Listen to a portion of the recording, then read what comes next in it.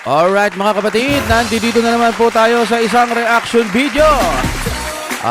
Yes, may panonoodin na naman po tayo. Ito'y galing sa Balitang Pinoy TV mga kapatid. Ang title ay Endgame. Endgame na. Grabe to, just now breaking news. Shock si BBM. Pinakita na. Ngayon, alamin natin kung ano na yung ipinakita.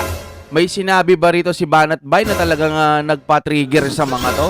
Kung ready na kayo mga kapatid, simulan na po natin ito. Kung gusto nyo naman ng mura na at mabilis na internet, nandito na ang Fiber ni Juan. Maaasahan. Kaya Alright. tawag na. Baka meron na sa inyong lugar ang Fiber ni Juan. Uy, Fiber ni Juan. Okay, play na ho natin ito. Alam nyo, mainit na issue ho ito ha. Ito pong patuloy na nadidiscover ni Marcos. Ngayon lang niya nadiscover. Ngayon lang niya na-discover pero nung nakaraang taon niya pa sinabi yan. Sana nung bumaha, diniscover niya na. Ngayon siya nagkakaganyan kasi binabatikos na siya talaga. Sobra-sobra na. May mga ilang buwan pa na uulan-ulan, no? Talagang ipapaalala sa mga tao yung flood control mo. Binida mo kasi, di ba? Hindi ko talaga maintindihan mga kababayan. Presidente ka, wala kang kaalam-alam. Ano nangyari sa'yo? Ito na lang halimbawang useless. Paano mo ngayon niya madidepensa? Mismong si Marcos sinabi niyang useless. Sino bang presidente? Di ba? Sino bang may sasabihin na naman ng iba, argumento na naman ng iba. Kasi hindi panahon ni Marcos yan. Panahon niya yan nung mga nakarang administrasyon. Nye! Wag sana, no? Kasi kung isisisi nyo na naman ito sa administrasyon na Duterte, kagaguhan na po yan. Para sa aking pananaw, kagaguhan na yan. Wala na kayong ginawa kundi manisi. 3 taon na ang nakalipas. Kung nararamdaman nyo na may kung may nangyari dati, ba't hindi nyo gawin ngayon, i-upgrade ninyo? May kasalanan palang administrasyon Halimbawa lang, no, isundan lang natin yung sinasabi nila. Sige, may kasalanan yung dating administrasyon dahil binaba. Pero hindi naman binida ng Pangulo yun. Wala akong narinig na tumunog noon na flood control dahil sa Duterte. Walang ganun kasi hindi niya ibinida. Pero ginampanan pa rin niya ang trabaho noon. Diyan po sa flood control, hinukay yung mga ilog, di ba? Yung mga baso-basura. Ngayon, mga kaibigan, kung Duterte pala may kasalanan, halimbawa lang, no? Bakit 3 taon na? Puro Duterte pa rin sinisisi ninyo. Magtrabaho kayo, ibahin nyo. Kayo na ang nasa administrasyon ngayon. 3 taon na, mahiya naman kayo. Baka mag-6 na taon na, Duterte pa rin ang sisisihin ninyo. Ay, wala ito talagang, wala, weak talaga sila. Sinisisi nga, umabot na hanggang kay Gloria. Lahat ngayon, sinisisi na, except yung Umabot na hanggang kay Gloria? Really? Anak ng titing paninisi tong mga to. Pili Narito ang Balitang Pinoy TV. Pag ganito, kagaguhan talaga. Wala na silang gagawin. Imbis na, sabihin na natin, may mali yung mga dating administrasyon. 3 taon nang lumipas, wala kayong ginawa. Kayo nga ang magbabago kung total mali-mali naman pala yung mga dating administrasyon di magtrabaho kayo ngayon. Hindi puro paninisi. Excuse me po. Magandang araw po sa inyong lahat. Ako po si Banat Bay at ito pa rin po, nagbabalita po tayo mula po sa Europa, sa bansang Netherlands, Amsterdam, dahil nandito po tayo para sa pagbisita po ng mga magkakapatid na mga Duterte ay tayo po ay pupunta doon at susubukan natin makakuha ng mga bagong scoop sa ating mga Duterte, sa ang kanilang mga anak ni Pangulong Duterte. Ngayon, eto na, pag-usapan na ho natin. Alam nyo, mainit na issue ho ito ha. Ito pong patuloy na nadidiscover ni Marcos. Ngayon lang niya nadiscover. Weak talaga Hindi ko talaga maintindihan mga kababayan. Presidente ka, wala kang kaalam-alam. Ano nangyari sa'yo?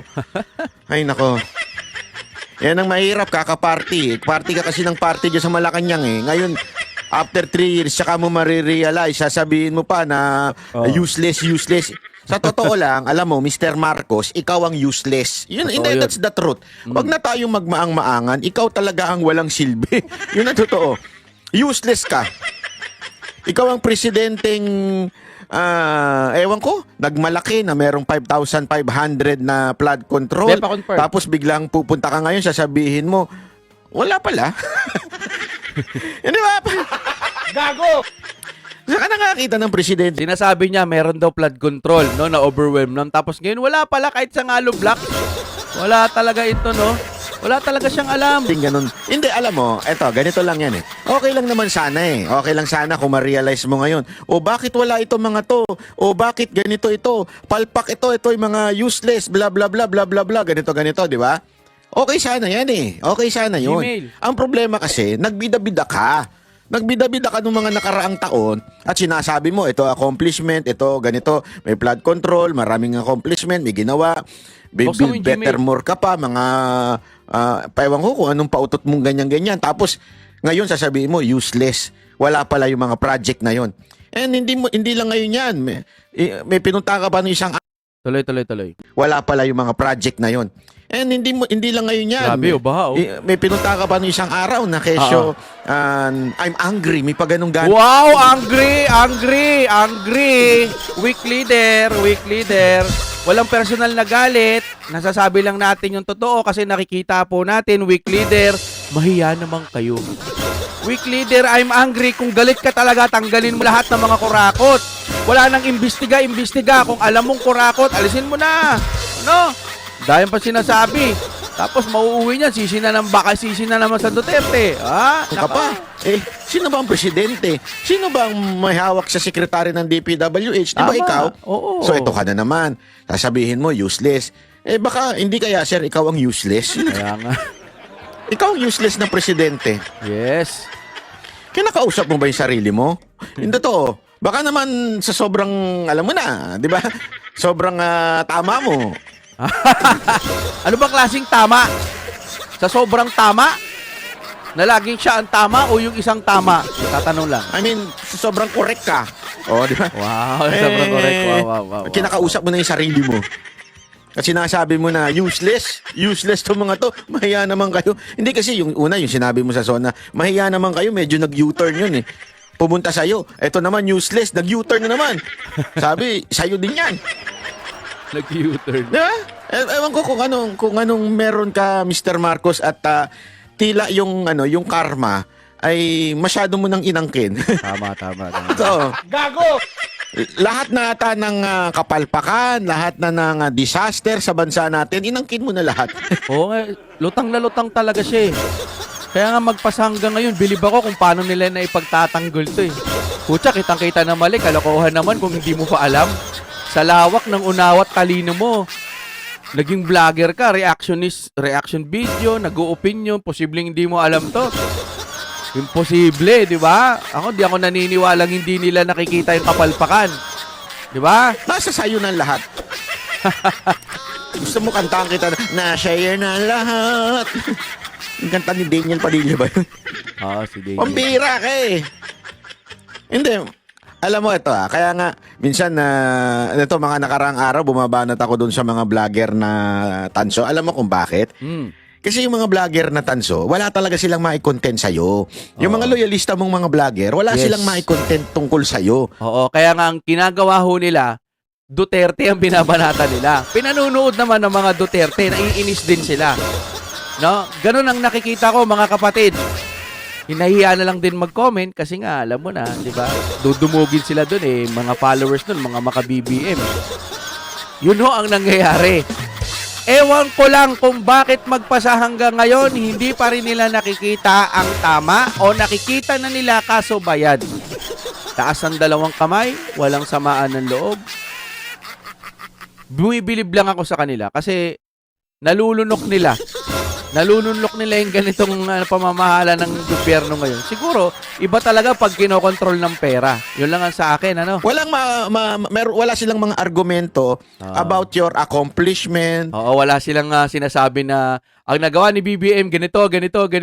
May mga nagawa ganito. Sa susunod na pagbablog nila ulit, kinabukasan, si BBM pumunta ng ganyan, ganito.